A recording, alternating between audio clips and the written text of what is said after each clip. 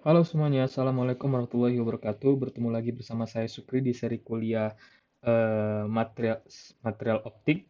Eh, Setelah kita melakukan UTS, jadi UTS-nya itu kita ke kampus, 2 minggu kita ke kampus, kita menyaksikan teman-teman mempresentasikan atau memperagakan percobaan mengenai sifat optik material, baik itu ada pembiasan, ada pemantulan, terus ada penjelasan sudut kritis dan sebagainya.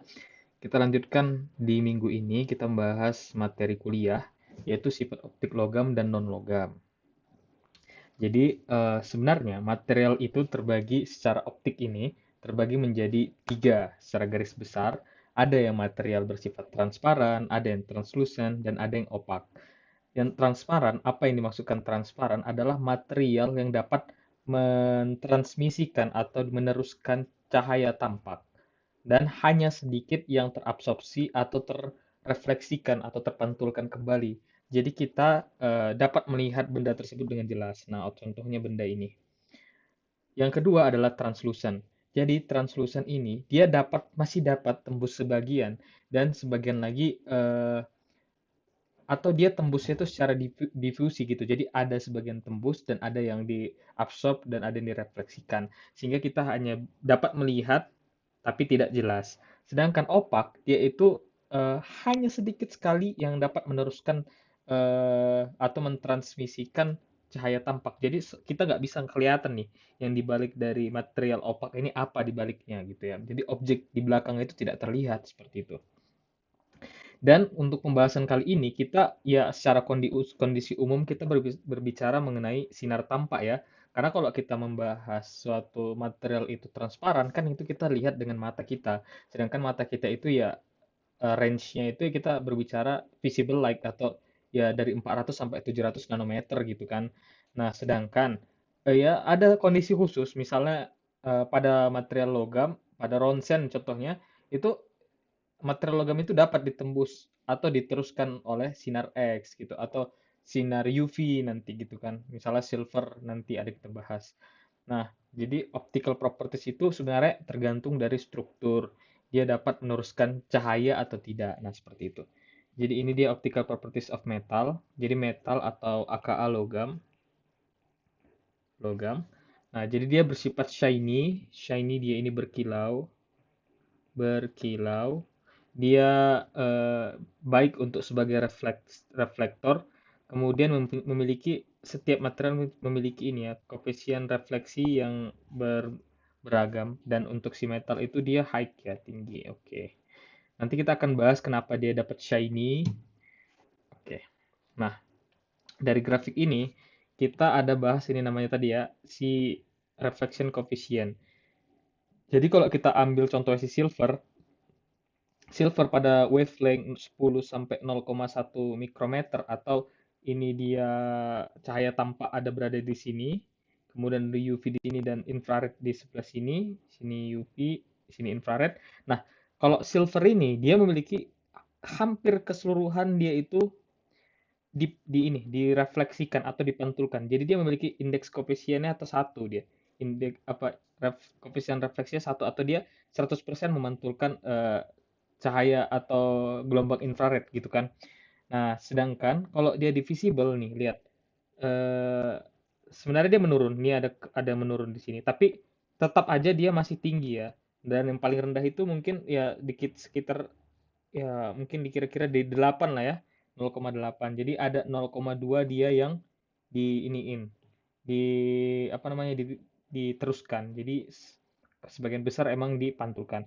Nah, sedangkan pada UV dia tuh sangat cenderung dia sangat turun gitu. Jadi hampir keseluruhan dia itu diteruskan karena dia indeks refleksinya rendah. Jadi kalau koefisien refleksinya ini rendah, kalau ini rendah, maka cenderung mentransmisikan, transmisikan. Nah, jadi logam itu merefleksikan infrared dan cahaya tampak, tapi mentransmisikan si ultraviolet. Dan efek dari efek ini disebut sebagai transmisi ultraviolet dari metal. Ini merupakan sifat yang umum yang ditemukan hampir pada setiap logam. Nah, kalau misalnya kita berbicara metal itu, ya metal itu sebenarnya opak ya, karena tadi kita tahu dia hampir keseluruhannya dia itu memantulkan gitu kan, merefleksikan cahaya tampak. Jadi ya material itu bersifat opak dan high reflektif. Nah, kebanyakan menyerap most of the absorbed radiasi remitted from the surface of the form of visible light of the same wavelength which appear as a reflected light. Oke. Nah, nanti kita akan bahas nanti kenapa material logam itu shiny ya. Tapi kita ulang lagi, di sini ada panjang gelombang visible light di 300 sampai di 750 nanometer, mulai dari violet sampai red. Nah, why is silicon black and shiny? Nah, kalau untuk dia kenapa black, jadi kita ada berbicara mengenai panjang mempengaruhi energi. Jadi dia itu panjang gelombang dan energi itu berbanding terbalik. Semakin besar panjang gelombangnya, maka energi semakin kecil.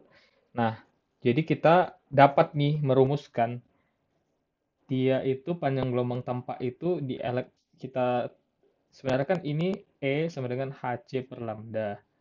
Kan kita tahu nih lambda, berarti kita dapat E gitu. Tapi kalau misalnya kita sederhanakan ya ini rumusnya. 1240 per lambda dalam nanometer itu nanti kita dapatkan elektron volt dalam elektron volt. Jadi kalau cahaya tampak itu nilai E visible-nya itu dimulai dari 1,8 sampai 3,1 elektron volt. Jadi yang paling tinggi di 3,1 elektron volt yaitu di warna ungu ini. Nah ya seperti itu ya. Jadi kalau nggak mau dihafal, bolehlah dihafal dikit panjang gelombangnya ini ya. Misalnya 380 sampai 450 dia violet. Berarti nanti di 1240 dibagikan sekian, dapatlah sekian gitu ya. Nah jadi ini perlu agak-agak dihafal sebenarnya. Tapi ingat kalau rentangnya itu di 1,8 sampai di 3,1. Nah seperti itu. Jadi ini ada dia. eh, Kemudian setiap material itu mempunyai namanya band gap atau E gap atau E band gap. Nah, jadi apa itu E gap sama E gap material ini adalah suatu sistem secara kalau ini kita berbicaranya kan masalah cahaya ini struktur. Nah, struktur ini lebih ke ini ya, elektronik gitu ya. Jadi kan kita udah bahas juga waktu itu ada energi gap dari sebuah material itu. Jadi jika energi foton, karena kita bahas cahaya, cahaya itu kan foton. Jadi emang dia lebih ke apa ya, lebih kecil gitu apanya dalam skala yang kecil. Jadi kita berbicara mengenai energi gap sekarang. Jadi jika energi foton E visible dia lebih besar daripada E gap, foton akan diserap. Jadi si Evis ini dia besar sehingga nggak dapat masuk ke jendela yang kecil itu. Anggap jendela itu adalah jalan si cahaya tampak itu dapat ditransmisikan gitu kan. Nah, jika energi foton Evis dia lebih kecil daripada E gap, otomatis E gapnya lebih besar, maka foton akan diteruskan atau ditransmisikan, dapat tuh ditransmisikan. Nah, oke. Kemudian kita bahas di sini dulu.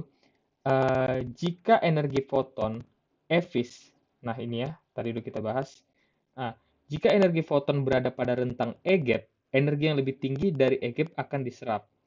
We see the color of the light being transmitted.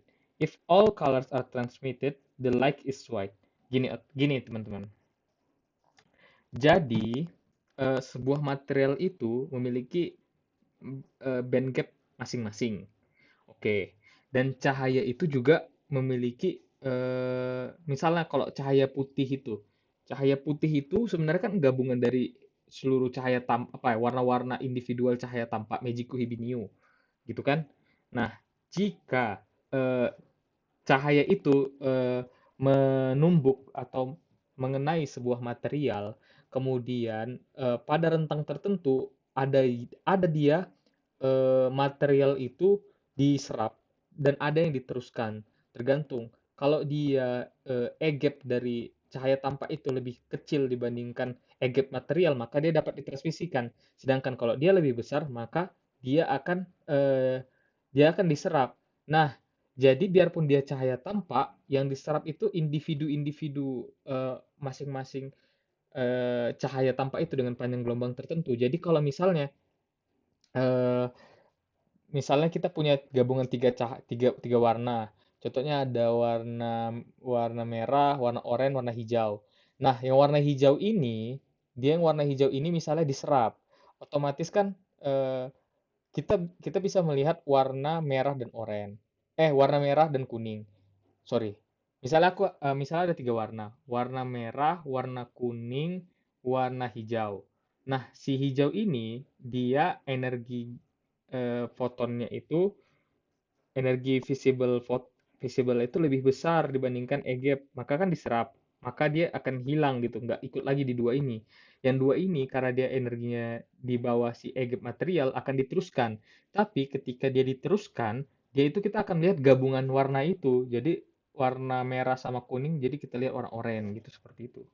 Jadi dia emang satu-satu gitu, bukan nanti kayak kita lihat warna kuning, kita lihat warna merah, tapi digabung gitu.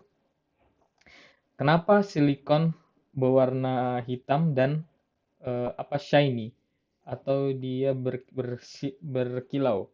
Jadi, kalau kita cari E-gap dari Si itu ada di 1,2 elektron volt. Sedangkan udah kita bahas